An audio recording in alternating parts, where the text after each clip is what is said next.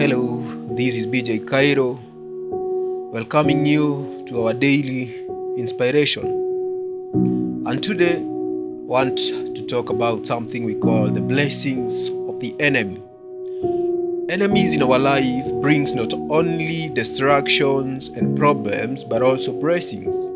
Maybe you are there asking, Kairu, how do enemies bring blessings in our lives? While their intentions are to finish us and to destroy us completely. My friends, here it is proof. Here is the proof. And it is very possible that your enemies might bring blessings in your life. In the Bible, there is this woman by the name Penina and another woman by the name Hannah. They were both Elkanah's wives.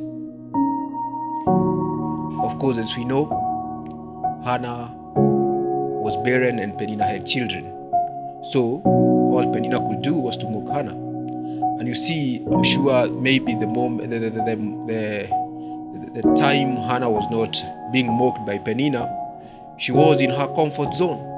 But the moment the mockery starts, the moment Penina turned to be a mocker to Hannah instead of blessings, I'm sure Hannah developed an interest of having a kid, and that is why, if we read the Bible, we see the moment he developed an interest, he took a step of walking from her place to Shiloh, where she could pray God to give her a son.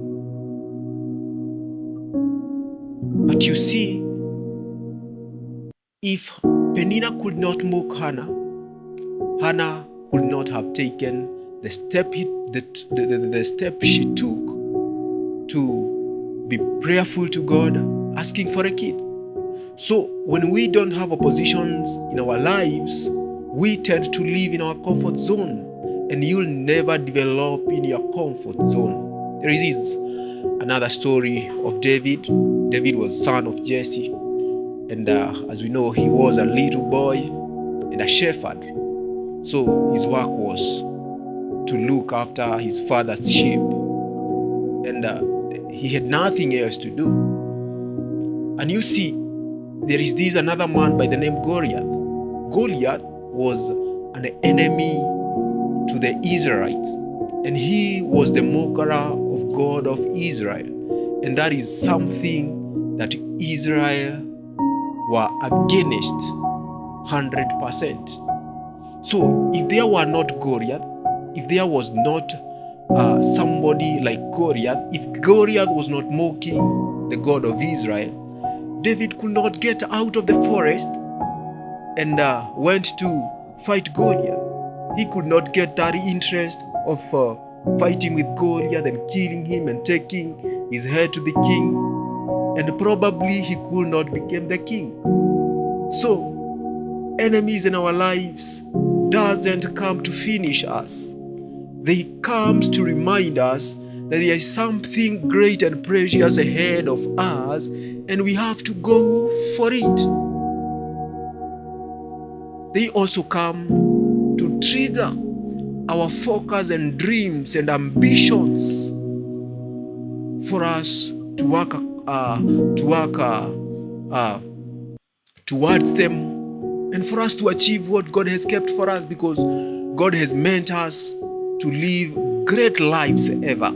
So the moment we have enemies, they help us to hurry up the process of achieving what God intended us to have. You see, what I can advise you, brothers and sisters, is that can you dare please to take advantage of your enemies like Hannah and David, and that is the moment you'll find yourself achieving your goals and you live the life that God intended you to live.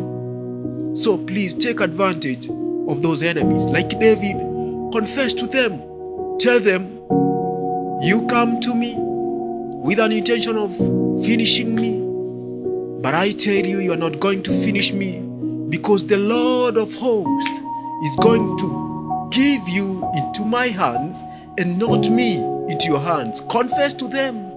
Tell them that they have not come to finish you, because God's intention is not you to be finished, but you to be helped and to be triggered.